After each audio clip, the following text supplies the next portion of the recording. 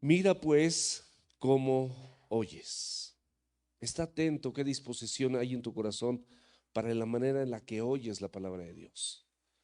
¿Y cuál es el objetivo? Acercarnos a la palabra de Dios con la correcta disposición de oír. ¿Cuál es la correcta disposición de oír? Es la correcta disposición de que oigo y en dónde lo puedo aplicar. Oigo y cómo lo puedo poner en práctica. Oigo y para qué me es útil, en qué esfera de mi vida me es útil esto que estoy oyendo. Esa es una correcta disposición. Los codazos, ándale vieja, mira, para ti. Ahora mira, para tu suegra. No, es la Biblia, mis amados, es personal, es para mí. Si mi esposa queda en bendición con la escritura, por supuesto, mis hijos también, perfecto. Pero la Biblia, mis amados, es para nosotros. Entonces, esa correcta disposición para oír es mía y es tuya. Es personal. Haz la palabra de Dios tuya. Ve la manera de cómo la pones en práctica, a fin de que siendo hacedores de la misma, según Santiago 1:22, podamos identificarnos como parte de la familia de Jesús. No hay manera que nosotros podamos decir que somos de la familia de Dios si nosotros no oímos y ponemos por obra o somos hacedores de lo que oímos. No hay manera. La familia de Dios, como lo vamos a ver en los versículos que siguen, se identifica justamente con esto. Es una identidad de todos aquellos que por la gracia de Dios podemos pertenecer a la familia de Dios, de Dios a través de los méritos de Cristo. Nos arrepentimos, nos limpió de nuestros pecados y Él se convirtió en el Señor de nuestra vida, en nuestro Salvador. Depuró toda nuestra vida, nos da la fortaleza y la capacidad para salir adelante en todos los problemas en los que estábamos inmersos, en los que estábamos involucrados y con los que batallábamos, tentaciones, adicciones, vicios, hábitos, prácticas que no son correctas delante de los ojos de Dios, y el Señor en su misericordia y gracia nos hace de la familia de Dios y nos empieza a depurar. Ahora, todos los días vamos a batallar con nuestra carne. Nunca olvides que tú y yo somos pecadores. El único perfecto es Cristo. Por eso la necesidad de tener una disposición correcta para oír la palabra de Dios.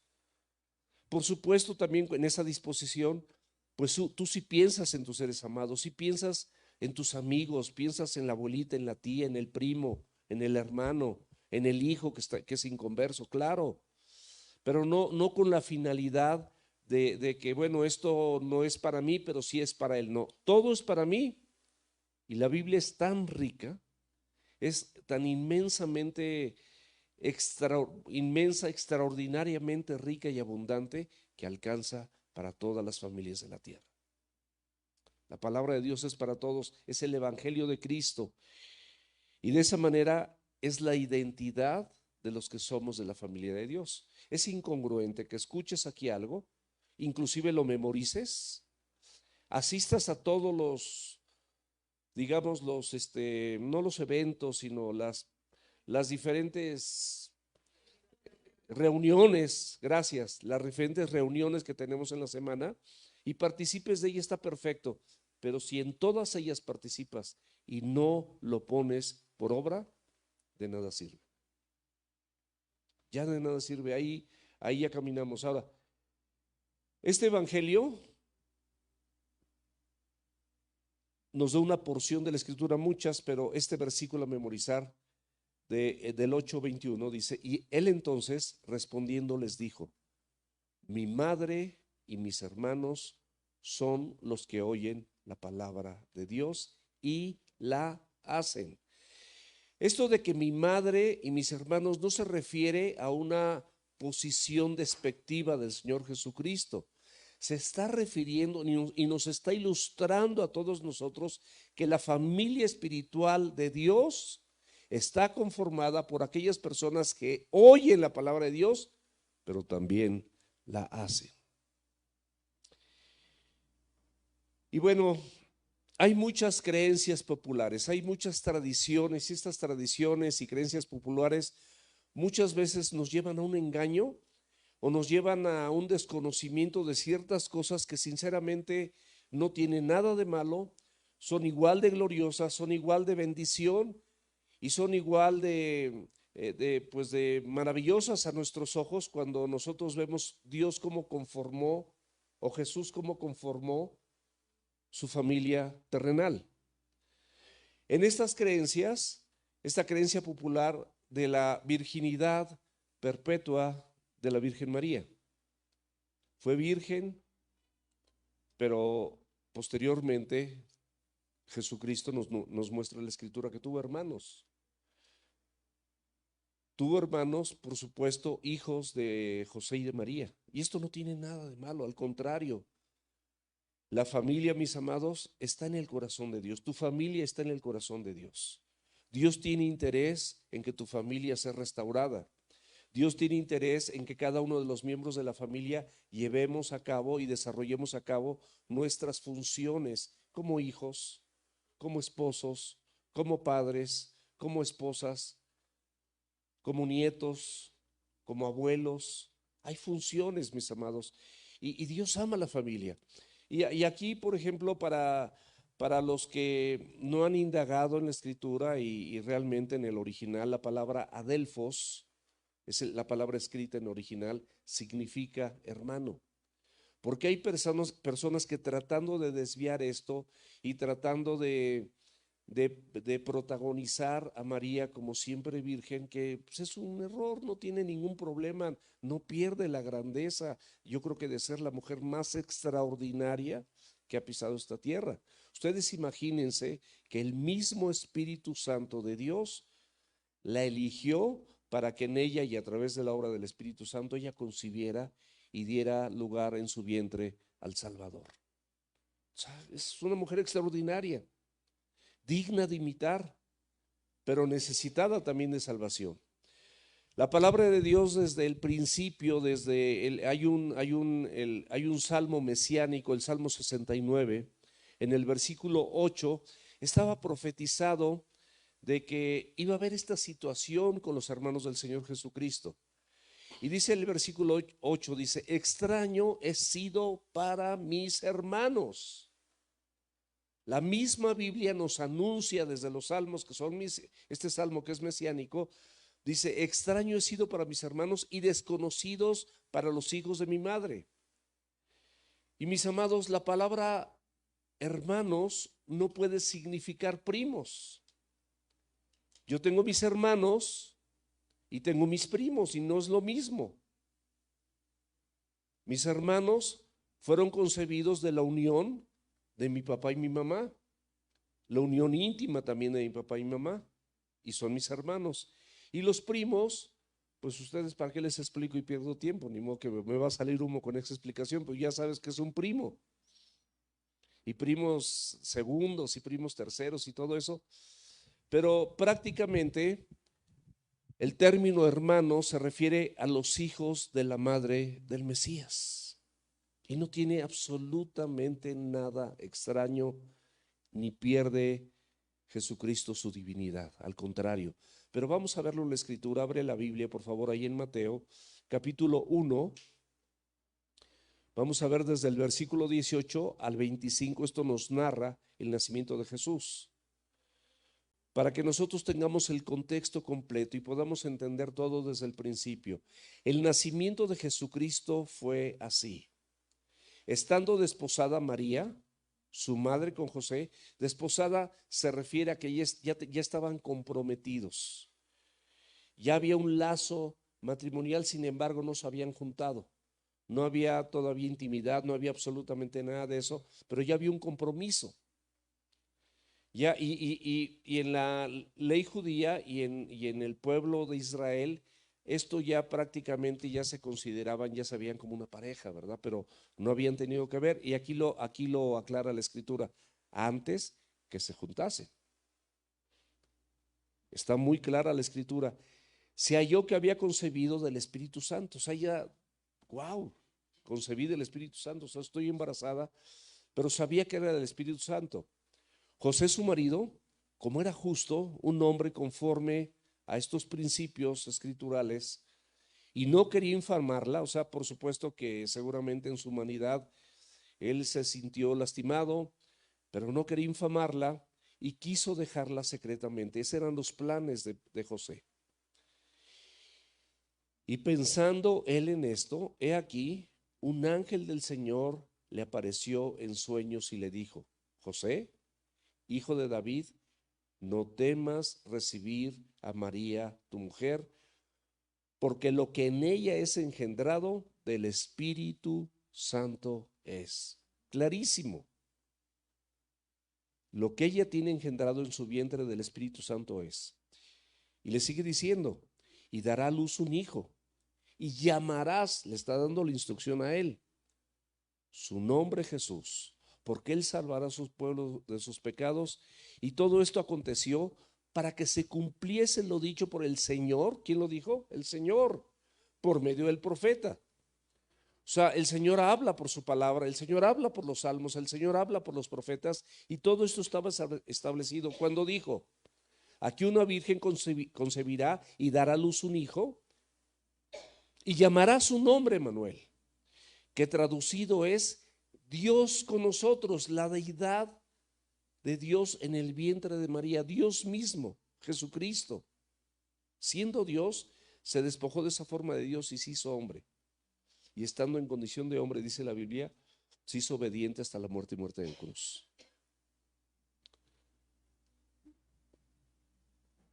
Y llamará su nombre Manuel, que traducido es Dios con nosotros. Y despertando José del sueño, hizo como el ángel le había mandado. O sea, él obedeció la instrucción de Dios al pie de la letra y recibió a su mujer. Pero checa el versículo 25 para que vean que lo que estamos diciendo aquí a través del micrófono está en la Biblia. No estamos inventando nada. No hay mejor forma de conocer a Dios que Él mismo nos cuente su propia historia a través de su palabra. Versículo 25. Pero no la conoció, es decir, no tuvo relaciones sexuales, no tuvo intimidad, hasta que dio a luz a su hijo primogénito. Si está hablando de un primogénito, quiere decir que hay más, su hijo primogénito, y le puso por nombre Jesús. En Lucas 2, capítulo 7, dice: y dio a luz a su hijo primogénito. O sea, enfatiza que fue el primogénito de María. José y María se unieron como matrimonio y procrearon hijos como cualquier pareja después del nacimiento de Jesús. Y qué bendición, qué hermosa bendición. Pero esto también nos conlleva a que nosotros nos ubiquemos y podamos considerar cómo fue la familia terrenal de Jesús. Y podamos también tener cierta analogía con la nuestra. ¿En qué áreas nos podemos identificar? Porque ellos, esta familia, eran humanos como nosotros, todos ellos. Versículo 19 de Lucas 8. Entonces su madre y sus hermanos vinieron a él, pero no podían llegar a él por causa de la multitud, nos dice la escritura. Aquí nada más como un recordatorio, todo el capítulo 8 de Lucas va a ser el mismo tema. Mira pues cómo oyes. Porque aquí vamos a ver la manera en la que la familia de Jesús, la familia terrenal de Jesús, escuchaba la palabra. O sea, ¿qué tuvo que pasar para aquellos que requerían salvación y ellos que requerían también limpieza de pecados y ellos que se tenían que convertir? ¿Qué tuvo que pasar? Y eso nos va a traer alguna identidad con nuestra familia, y esto es bueno. Primeramente, Dios envió a su hijo engendrado en un contexto familiar, como yo se los decía hace un momento.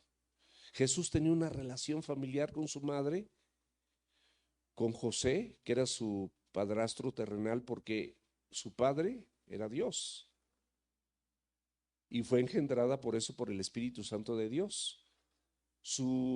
José era su padrastro, pero también con sus hermanos. Aquí podemos ver cómo al Señor le plació hacerlo de esta manera, porque Él quiere formar una familia contigo y quiere que conozcas tú conmigo cómo fue la familia terrenal de Jesús. Y estamos viendo todo esto. Jesús, mis amados, nunca dejó de ser hijo de María. Siempre sostuvo una relación terrenal de parentesco, mamá e hijo, hijo y mamá, con María, pero también espiritual. Esta relación también era espiritual, porque Jesucristo, su Hijo, era el Salvador de todos los hombres. La Virgen María, por más extraordinaria que haya sido, necesitaba también de un Salvador. Y lo vamos a ver ahorita. Lo vamos a ver ahorita a lo largo de esta porción de la Escritura. Hay pasajes paralelos ahí en el Evangelio de Marcos, si quieres abrir la Escritura en Marcos capítulo 3, versículos 20 y 21.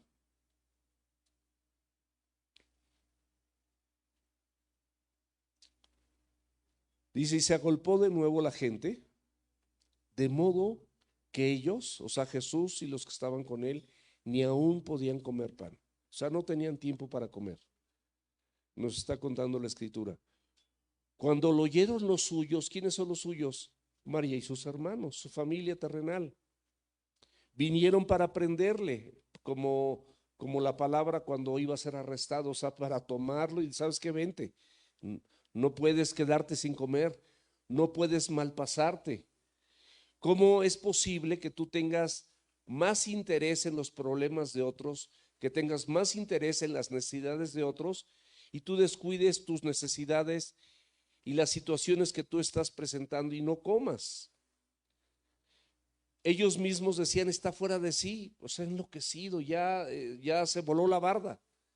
Todo el tiempo está con lo mismo, hablando del reino de Dios para perdón de pecados. Pero era la necesidad que el Señor Jesucristo tenía de enseñar el Evangelio a todos los hombres y que todos los hombres al escucharlo vinieran al arrepentimiento. Entonces, su mamá y sus hermanos no podían hacer esto, no podían entenderlo tampoco y decían, está fuera de sí, ni siquiera come, no descansa, no para. Pero es el amor de Dios, mis amados, que no ve por lo suyo. El amor no busca lo suyo, no es jactancioso, no se envanece, no tiene envidia. Todas las características del amor de Dios que puedes ver en Corintios 13, Jesucristo las portaba, porque Dios es amor. Y Él estuvo dispuesto a dejar su trono, hacerse hombre, y estando en condición de hombre, hacerse obediente hasta la muerte y muerte de cruz. Tomar tu lugar y tomar el mío. Llevar todas tus culpas, todos tus pecados, todas tus impurezas. Esas no se arrojaron al fondo del mar. El Padre en su justicia se las imputó a Él. O sea, wow. Midamos la dimensión de lo que esto significa en nuestras vidas. Y luego nosotros no queremos hacer nada por Él. Y nos sentimos merecedores y pensamos que Él sigue o tiene que seguir haciendo un montón de cosas para nosotros. Y a ver si te creo, y a ver si te obedezco. Casi convénceme. Ubiquemos nuestra realidad, mis amados. Nosotros necesitamos de un Salvador. Y toda la obra del ministerio de Jesús siempre será locura para los que se pierden. Abre la escritura, por favor, ahí en 1 Corintios capítulo 2, versículo 14. Dice, pero el hombre natural no percibe las cosas que son del Espíritu de Dios, porque para él son locura y no las puede entender porque se han de discernir espiritualmente. O sea, estas cosas espirituales que son relacionadas con la palabra de Dios, aquellas personas que no son espirituales, aquellas personas que no conocen a Cristo, pueden pensar que nosotros somos fanáticos, que estamos fuera de sí, que estamos exagerando. ¿Por qué no nos acoplamos al mundo? Pero la Biblia dice, no ames al mundo ni las cosas que están en el mundo. Si alguno ama al mundo, el amor del Padre no está en él, porque todo lo que hay en el mundo, los deseos de la carne, los deseos de los ojos y la vanagloria de la vida, no provienen del Padre, sino del mundo.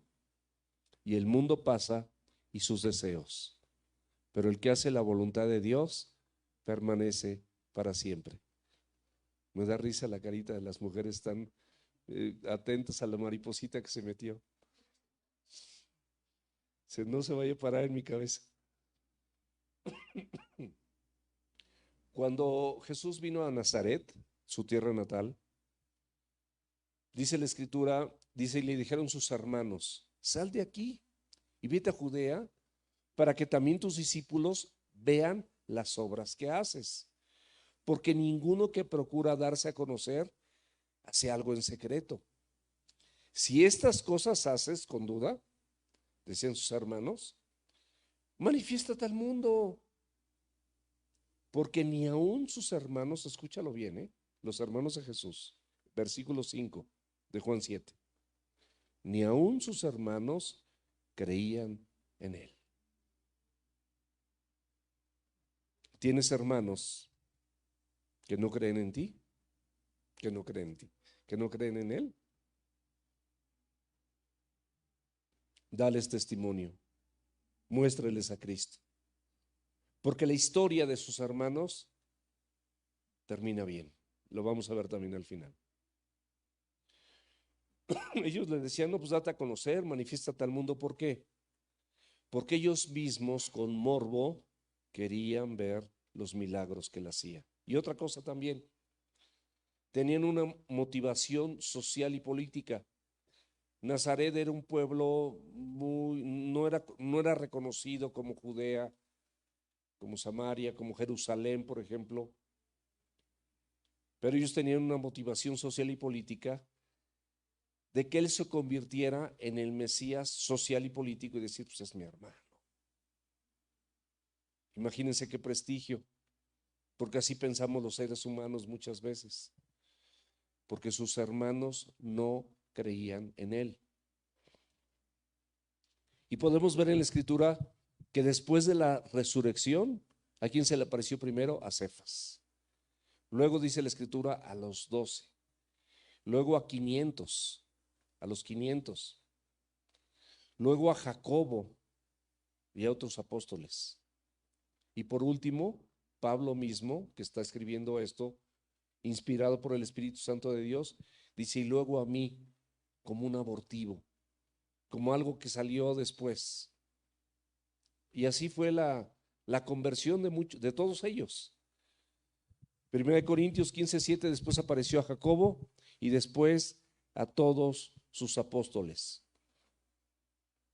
La escritura nos menciona en este versículo 19 que no podían llegar a él por causa de la multitud.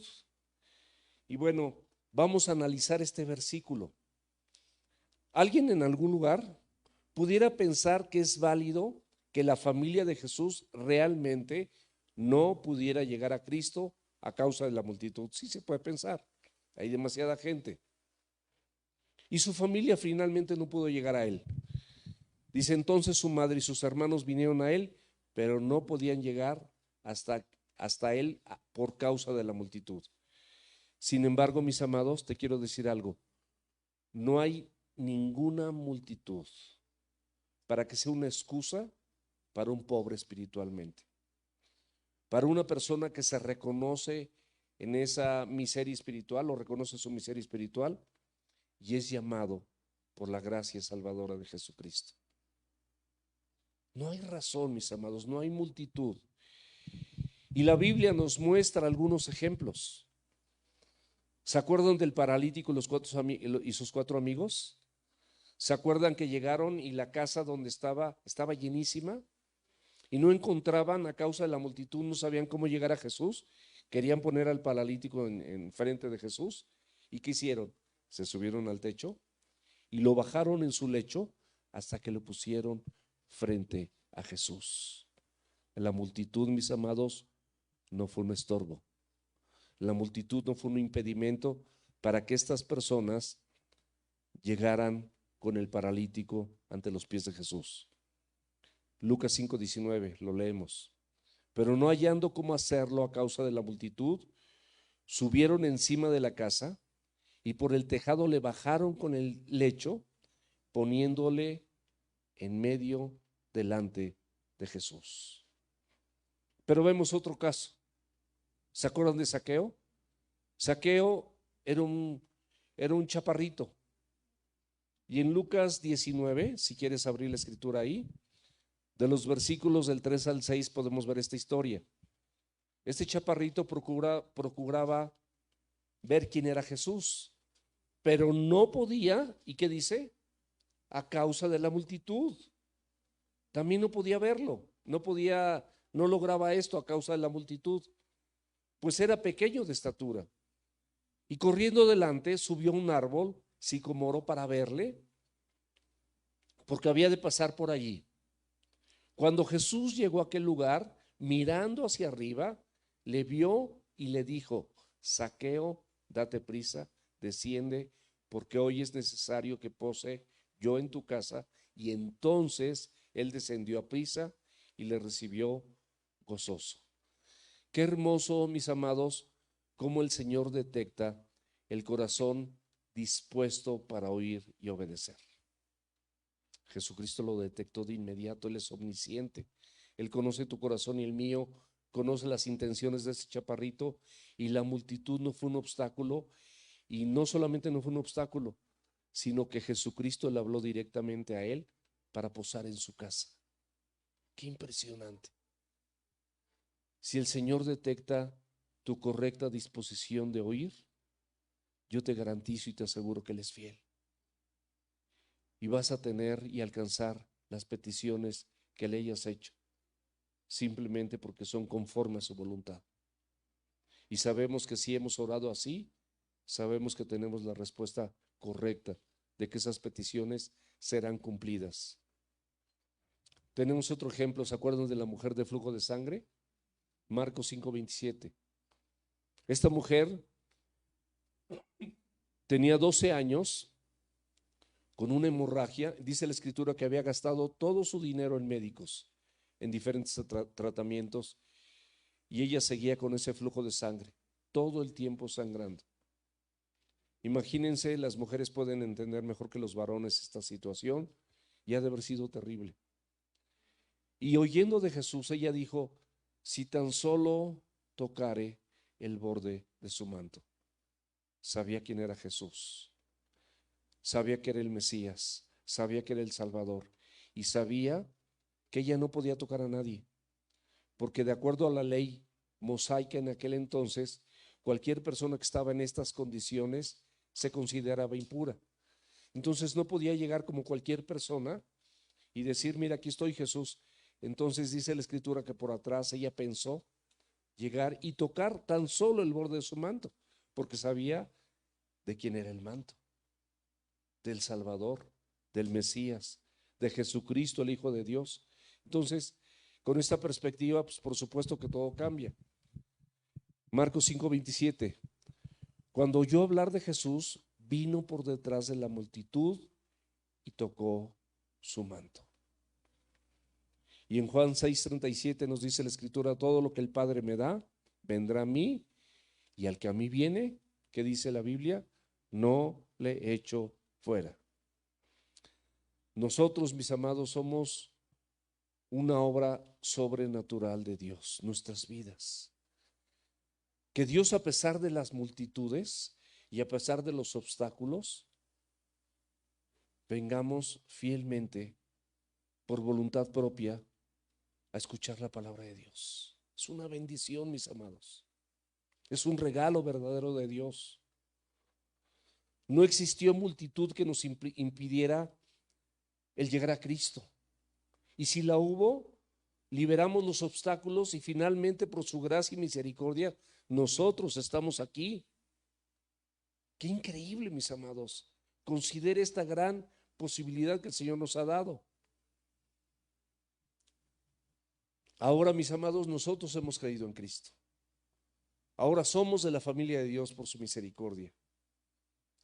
Pero quiero preguntarte, ¿qué te impide? ¿Cuál es la multitud que te impide tener comunión con Él? ¿Cuál es la multitud que te impide exponerte a la palabra de Dios en tu casa, abriendo la Biblia y dejando que Él te hable y renueve tus pensamientos y transforme tu corazón?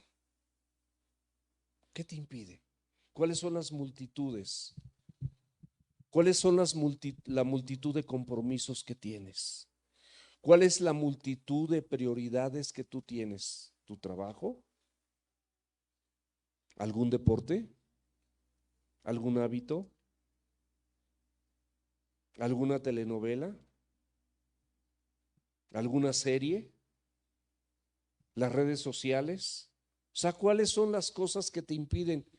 Tú nada más examina tu vida y ve a qué le dedicas tiempo.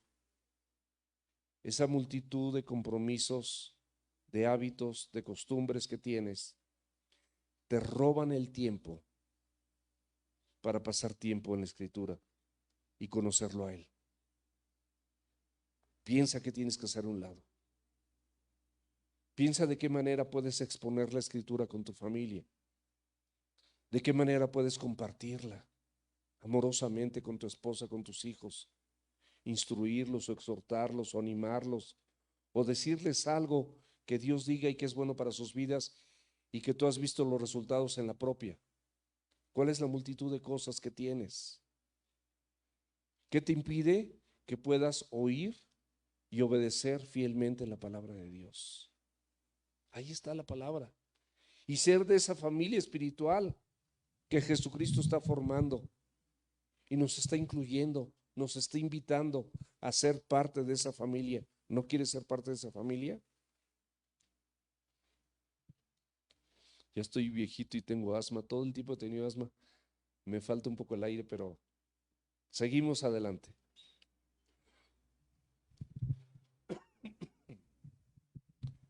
Versículo 20 de Lucas 8. Y se le avisó diciendo: tu madre y tus hermanos están fuera y quieren verte.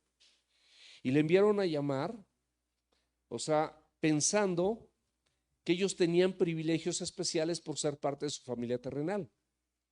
Ellos, pues, simplemente dijeron: oye, háblale a Jesús. Y Marcos nos cuenta que la gente estaba alrededor de él. Jesús estaba en el centro. Abre la escritura en Marcos 3:32 y la gente estaba sentada alrededor de él y le dijo: tu madre y tus hermanos están afuera y te buscan. Seguramente, mis amados, Jesús estaba enseñando la escritura y le enviaron este mensaje en medio de esta enseñanza. Pero ve la importancia. La misma familia terrenal de Jesucristo estaba afuera. Sin embargo, muchos de ellos estaban alrededor de Jesucristo y Jesucristo estaba en el centro. ¿Dónde estás tú? ¿Y dónde está Jesús? ¿Jesús es el centro de tu vida o estás afuera de él? Esto es algo que nosotros debemos considerar. Déjenme dar un disparo y no es suicida, Perdón.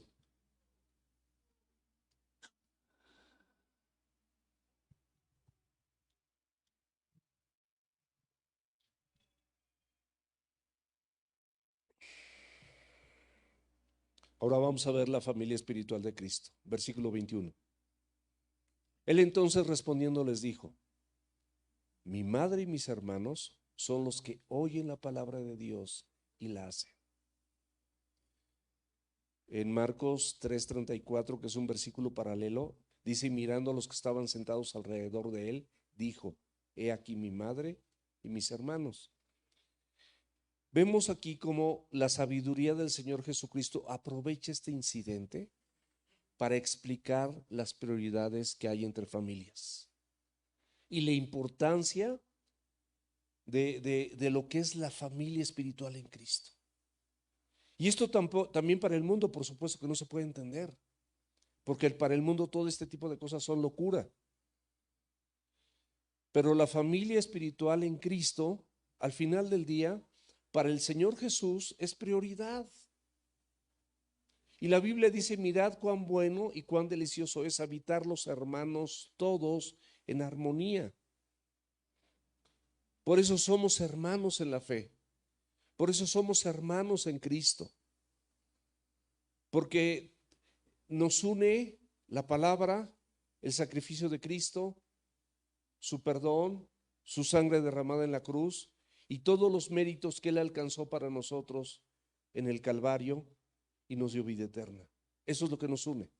Y esto es increíble y esto es maravilloso. Y Jesús aprovecha este incidente para hacer una definición de la nueva familia espiritual, diciéndonos que tiene prioridad sobre la terrenal. El ser humano, mis amados, siempre ha tratado, y las tradiciones, las religiones han tratado y han tenido una tendencia de idealizar los lazos carnales de Jesús con su familia y particularmente con su mamá. Pero esos lazos, el Señor Jesucristo los imprime y los deja aquí perfectamente bien establecidos para que nosotros nos demos cuenta la importancia de ser de la familia espiritual de Cristo. Qué importante es, qué regalo tan maravilloso, qué privilegio tenemos nosotros. Vamos a checarlo en Lucas, este versículo está increíble. Lucas 11, versículos 27 y 28. Jesús estaba enseñando y dice la escritura, mientras él decía estas cosas, una mujer de entre la multitud levantó la voz y le dijo, fíjense lo que le dijo, bienaventurado el vientre que te trajo y los senos que te alimentaron o que mamaste. Es lo que dice esta mujer. En la multitud se levanta esta voz con voz fuerte y todo el mundo la oye, todo el mundo escucha. Jesucristo está hablando, está enseñando, pero ella levanta la voz y dice, bienaventurado el vientre que te trajo y los senos que mamaste. Y sí, claro, no podemos negar que no. Ya puedo hablar mejor, ya tengo más aire. No podemos negarlo, no podemos decir que esto está equivocado, pero vean lo que el Señor Jesús les dijo. Y Él dijo, antes, o sea, primero, o más importante, o más bienaventurados, los que oyen la palabra de Dios y la guardan. Vean la importancia que el Señor Jesucristo le da a la familia espiritual. Y nosotros somos parte de esa familia espiritual. Qué bendición, mis amados. Oír y hacer la palabra de Dios es lo que identifica a la familia espiritual de Cristo. Oír y hacer. Memorizar, escudriñar, leer, todo eso está bien. Oír, todo está bien. Pero cuando todo esto que hiciste lo haces, eso es lo bueno. Esa es la identidad de la familia espiritual de Cristo. Juan 13:17. Si sabes estas cosas, bienaventurados son si las hicieras. Muy sencillo la Biblia cómo nos lleva, punto por punto. No hay nada fuera de contexto. La bienaventuranza, mis amados, no está solo en oír o saber las cosas, sino en ponerlas por obra. No basta que tú las oigas, no basta que tú las sepas, lo importante es que las pongas por obra. Ahí está la bienaventuranza. Vamos a Santiago capítulo 1, versículos 22 al 25. ¿Qué dice la palabra de Dios? Pero ser hacedores de la palabra y no tan solamente oidores, engañándonos a ustedes mismos. O sea, la Biblia te exhorta y te anima a que seas hacedor de la palabra y no solamente la oigas. Santiago 1 del 22 al 25. Porque si lo haces así, nada más la oyes y no la haces, dice que te engañas a ti mismo. Versículo 23. Porque si alguno es oidor de la palabra, pero no hacedor de ella, este es semejante al hombre que considera en un espejo su rostro natural, porque él se considera a sí mismo y se va y luego se olvida cómo era. O sea, la palabra de Dios te muestra tu realidad. Tú lees la palabra de Dios o la escuchas y te muestra la realidad de tu persona, te muestra tus pecados, te muestra tu engaño, tu mentira, tus celos, tu contienda, tu carácter, pero malo. Te muestra todas estas cosas. Y justamente es para que las corrijas. La analogía que el Señor hace, que es lo mismo que cuando tú ves tu cara en un espejo, pues ves dónde te estás afeitando. O las mujeres que se quitan la ceja de aquí en medio, yo la tengo junta, pero las mujeres yo veo que se quitan aquí con una pinza, se quitan esto.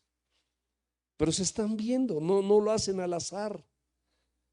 Y luego se pueden poner una cuchara o hay una cosa así como curva y se hacen así, pero se ven normalmente frente al espejo. Esto lo hacen frente al espejo para que puedan hacer los cambios que tienen que hacer. Es lo mismo, cada vez que oyes la palabra de Dios, haz los cambios que tienes que hacer. Siempre, hazlos así. Versículo 25, mas el que mira atentamente en la perfecta ley. ¿Cómo mira? Atentamente, con mucha atención en la perfecta ley, la de la libertad, y persevera en ella, no siendo oidor olvidadizo, sino hacedor de la obra, este será bienaventurado en lo que hace. Es una gran diferencia en ser un oidor a ser un hacedor de la palabra de Dios. Porque todo aquel que hace, Marcos 3:35, porque todo aquel que hace la voluntad de Dios, este es mi hermano y mi hermana y mi madre. Jesús, mis amados, describe la prioridad de la familia espiritual. ¿Cuál es la voluntad de Dios? Nos responde en Juan 6:29. Abre la Biblia, por favor. Respondiendo Jesús, les dijo: y esta es la obra de Dios, que creas en el que Él ha enviado. O sea, esa es la obra de Dios. Lo que Él quiere, para lo que lo envió, es para que tú creas en Él. El que cree no es condenado, mas el que no cree en Él ya ha sido condenado porque no ha creído en el unigénito Hijo del Padre. Así dice la Biblia. Lo importante, mis amados, es que si creemos a Él, también le vamos a creer a Él. Y si le creemos, ¿por qué me dices Señor, Señor, y no haces lo que yo te digo? El Señor nos replica, nos reclama. Me dice Señor, pero todo lo que yo digo no lo haces.